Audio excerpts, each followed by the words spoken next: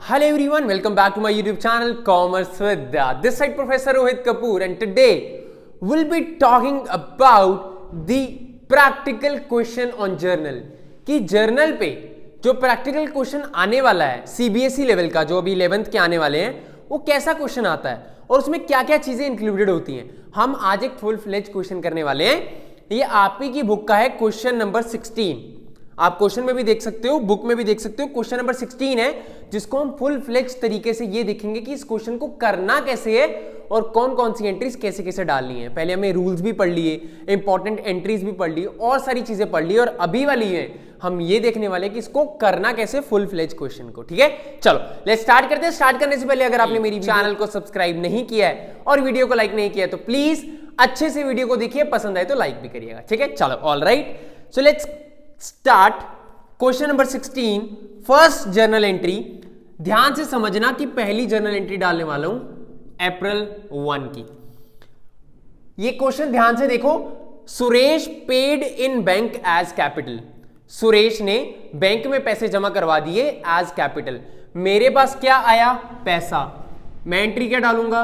Bank account debit to capital account. ये मेरी journal entry होगी. ठीक है, कितनी अमाउंट है? 60,000. तो मैंने 60,000 को यहां डाल देना है और 60,000 को मैंने यहां डाल देना है. ठीक है, हाफ कर देते हैं इसको. उसके बाद अप्रैल 1 की एंट्री होगी, अप्रैल 2 की एंट्री देखते हैं. साथ साथ में आप सारी एंट्रीज देखते हैं, इसमें मैक्सिमम आपकी क्वेरीज कवर हो जाएंगी. ठीक है, he bought goods and paid by cheque. मैंने सामान खरीदा और चेक से पेमेंट की. इसमें क्या होगा? मेरे पास सामान आया, बैंक चला गया. बैंक कैसे चला गया? क्योंकि चेक से पेमेंट है. मेरी एंट्री क्या होगी? Purchase account debit to bank account. Cash से होती तो कैश डाल देता, बैंक से है तो बैंक डाल दिया. अमाउंट है 24,000. Simple entries. Debit the receiver, credit the giver, debit what comes in, credit what goes out. उसके बाद third entry, sold goods to Mukund and company Delhi. हमने उनको गुड्स सेल करी हैं. सेल करेंगे तो पैसा आएगा. पैसा आया नहीं क्योंकि सामान उधार है. या तो पैसा आएगा या तो उनका नाम आएगा. तो यहां पे नाम लिखूंगा उनका, मुकुंद एंड कंपनी.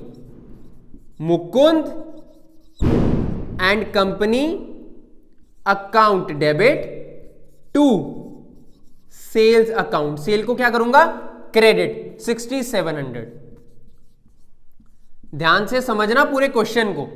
पहले bank account debit to capital account, purchase account debit to bank, then Mukund and company account debit to sale. Sale को क्रेडिट क्यों किया सर?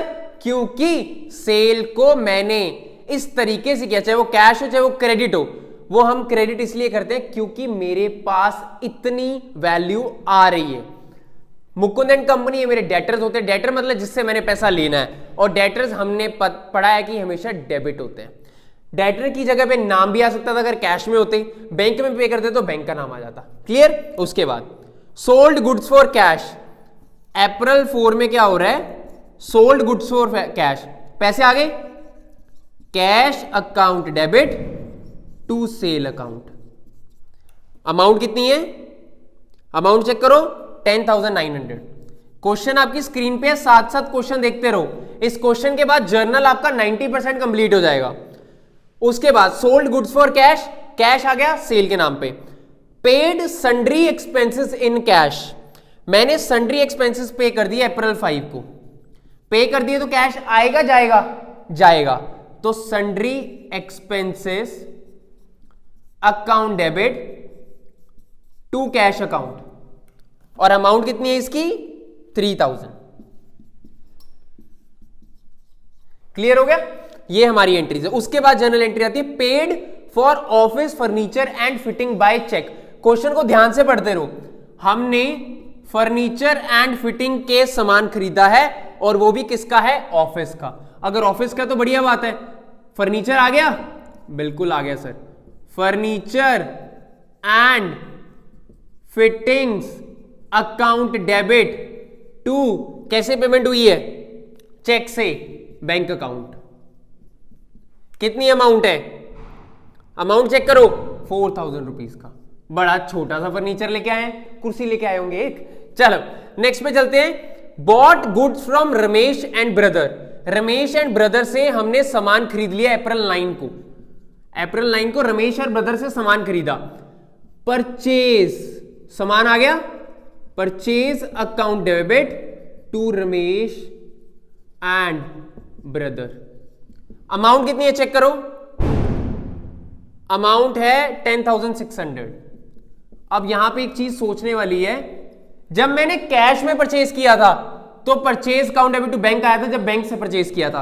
अब उधारा लेके आया हूं तब भी एंट्री परचेज में डेबिट होगा, बट टू साइड पे उस बंदे का नाम आ जाएगा क्योंकि होते हैं हमारे क्रेडिटर, और क्रेडिटर हमेशा लायबिलिटी होते हैं, क्रेडिट होते हैं, इसलिए क्रेडिट किए यहां पे।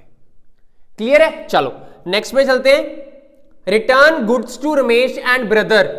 रमेश एंड ब्रदर को रिटर्न कर दी गुड्स 11 तारीख को, अप्रैल 11। रमेश एंड ब्रदर कौन है? जिससे मैंने सामान खरीदा था, सामान खरीदा था, एंट्री डाली थी purchase account debit to Ramesh and brother. अब एंट्री क्या डालूंगा? Ramesh and brother account debit to purchase return account, और अमाउंट कितनी है इसकी? 1500। मैंने 10,600 का सामान खरीदा था उससे, बट मैंने 1500 का सामान वापस कर दिया। इसी एंट्री को रिवर्स किया, अगर परचेज डेबिट होगी तो परचेज रिटर्न क्रेडिट होगी, सेल्स क्रेडिट होती है तो सेल्स रिटर्न हमेशा डेबिट होगी, ये ध्यान रखना। उसके बाद issued cheque to Ramesh and brother in settlement. Settlement में रमेश एंड ब्रदर को हमने 8500 का चेक दे दिया। अब बात देखते हैं कि सेटलमेंट हुई कितने में है। अप्रैल डेट क्या है? 12। मैंने रमेश एंड ब्रदर से 10,600 का सामान खरीदा था, 1500 का सामान उसको वापस कर दिया था, ठीक है। अब मेरे पास कितने का सामान अभी भी पड़ा है, इसका चेक करके बताओ जल्दी जल्दी जल्दी चेक करो। 9100 का सामान अभी भी मेरे पास पड़ा है जिसकी मैंने पेमेंट करनी है। पॉइंट यहां पे ये हुआ कि मैंने उसको चेक दिया 8500 का पूरी सेटलमेंट में। मैंने पे करने थे 9100, पे कर रहा हूं कितने? 8500। बाकी क्या हुआ? डिस्काउंट ले लिया मैंने। एंट्री क्या आएगी?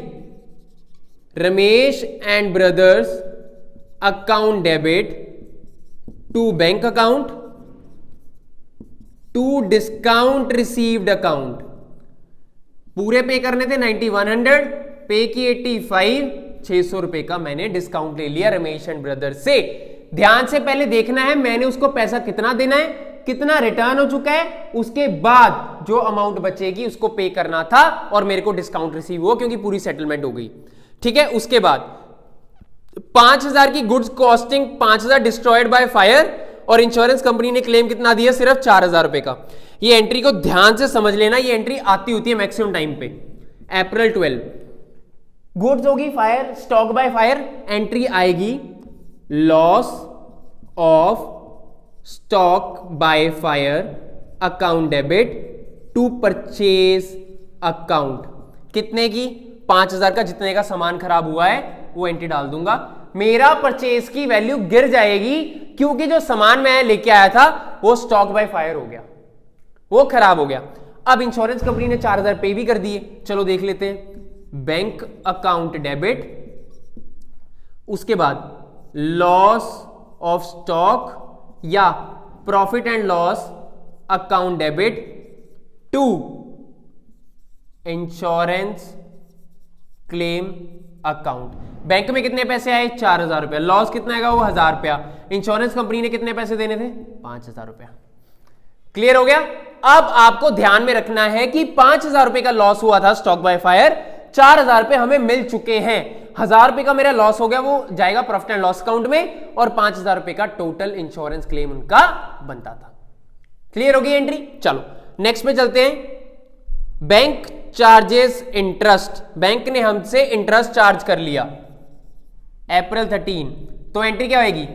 Bank charges account debit to bank.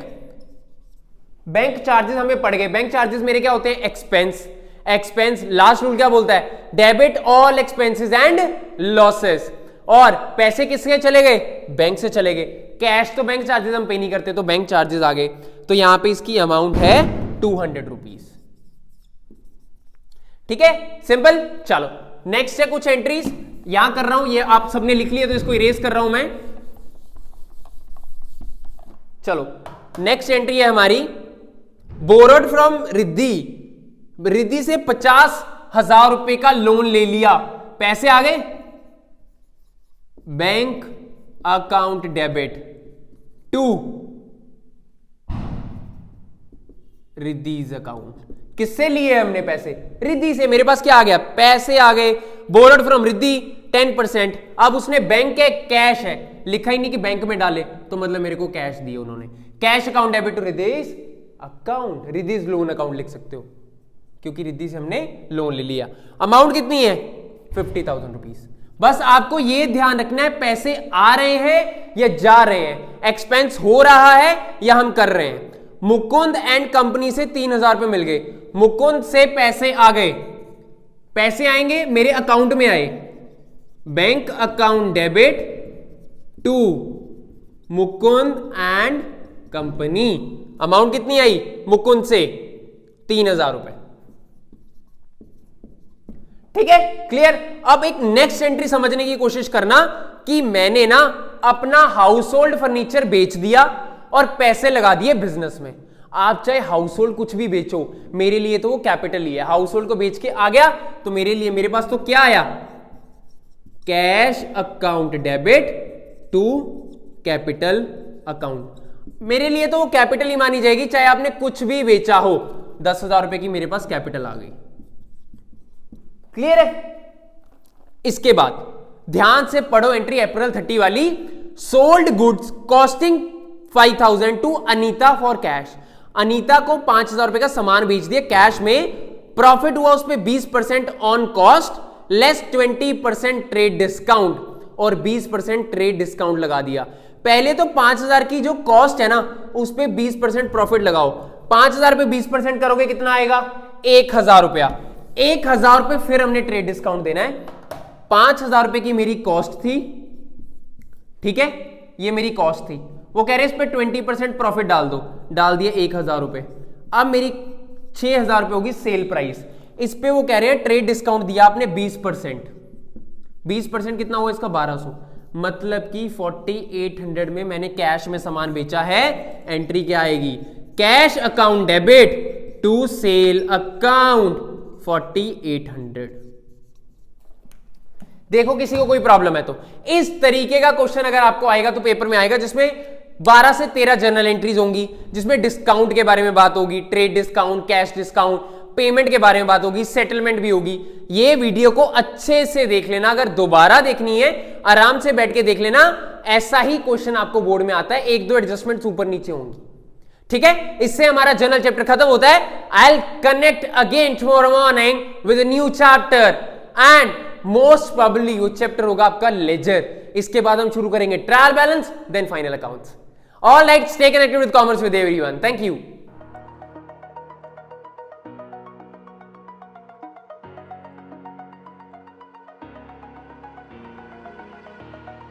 Over the edge.